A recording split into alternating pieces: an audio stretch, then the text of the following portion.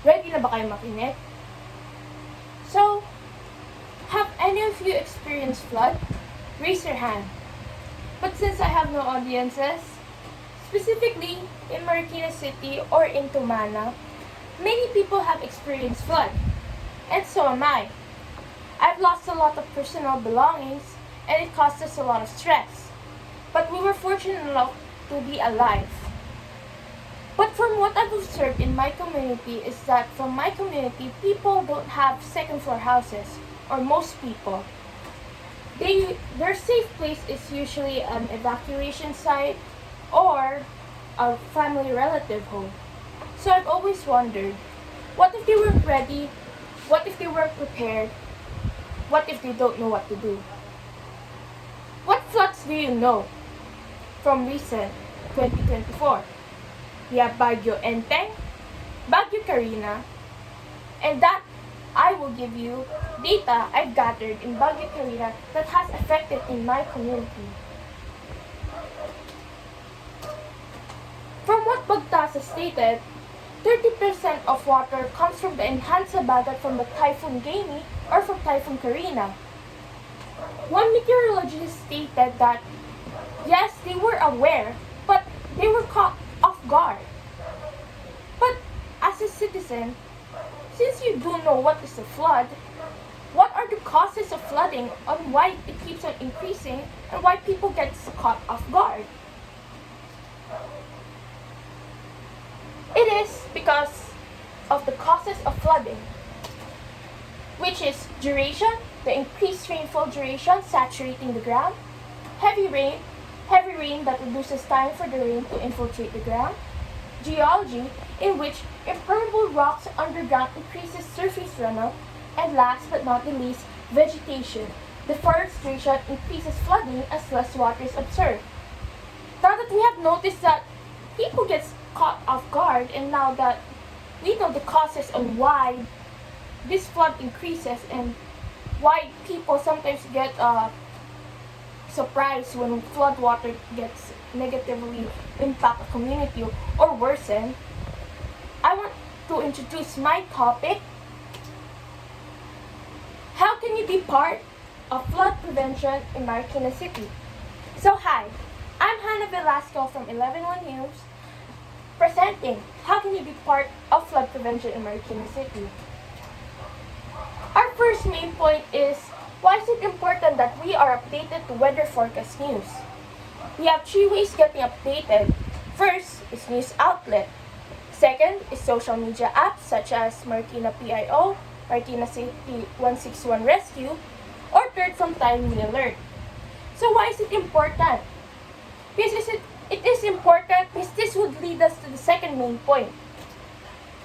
What to do before the hazard. I will show you a diagram on what are the precautionary measures we can do when facing a flood. So first is creating an emergency plan. Discuss for family members where to evacuate and where to meet up after the flood. And what are the roles of each family so that each family would work as a teamwork. Second is securing your belongings. If you know a flood is incoming, make sure that every belongings, you put them all in elevated shelves, ceilings, so it wouldn't be reached by the flood. Or like appliances that are heavy, you can tie them in a window or a wall so that it wouldn't be damaged further. Third, what to wear when submerged to flood water. Do make sure that you do not have any injuries, as this could cause waterborne diseases which could be fatal to an individual's life.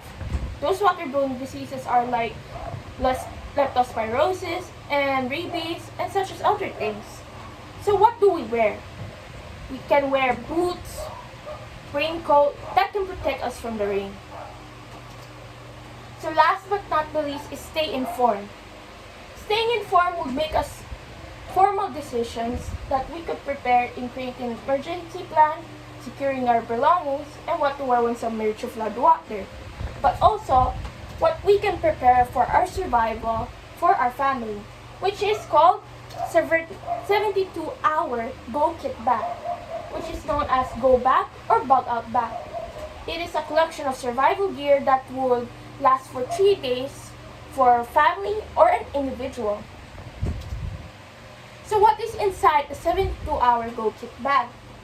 We have in a 72-hour Go Kit bag, you can see an alcohol, flashlight, whistle, ready-to-eat food, bottled water, face mask, first aid kit, extra clothes and blankets, power bank, extra cash, important documents, and so on.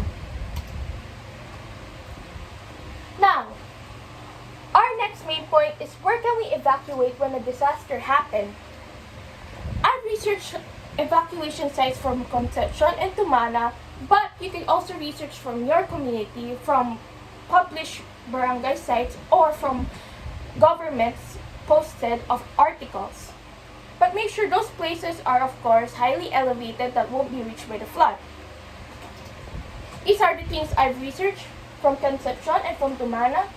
From Tumana, we have Tumana Elementary School, Parang Elementary School. From Concepcion, we have H. Bautista, Concepcion, Integrated School, Concepcion Elementary School, Marikina Elementary School, and St. Nicholas School. Our next main point is how to prolong our survival needs in case of long days of disaster.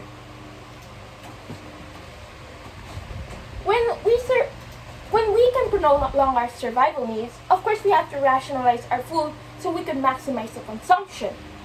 Second is communication devices, such as phones or radios, so that we will still be able to be informed what's happening outside from our community.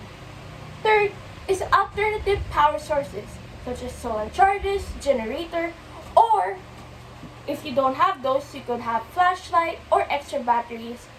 Those are good for source of light, and you can also source for emergency. As we reach the final main point, is it safe to return home? You have to ask these questions, of course, starting in your community.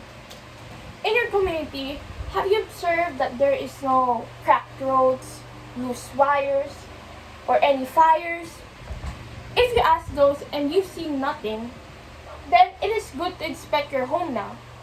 In your home, check for, same as the community, are there any loose electric wires or gas leak? This could pose potential fire threat not only to you as an individual, but also from your community. But last but not the least is government. Of course, we have to be confirmed by the official government or barangay that it is safe to return home. And if the typhoon has already passed. Now, as we wrapped up, I want you to remember that being prepared and ready is the key. Why? I want you to emphasize to those people who raise their hands or experience those flooding. What if they weren't ready? What if they weren't prepared? I want you to take this quote by Stephen Cyrus. Remember, when disaster strikes, the time to prepare has passed. And once again, I'm Hannah Velasco, and thank you for listening to my presentation.